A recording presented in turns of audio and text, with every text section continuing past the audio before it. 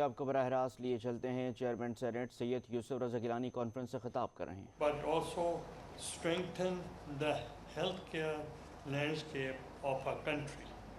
I commend the Academy for its dedication to creating healthier Pakistan by nurturing a new generation of skilled and compassionate health professionals.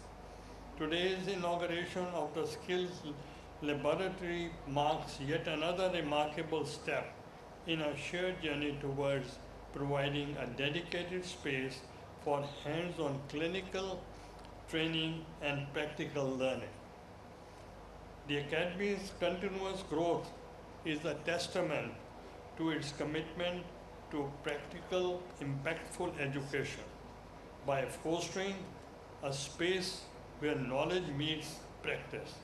The Academy is appreciably endeavoring to nurture skills public health workforce to meet challenges of today and tomorrow.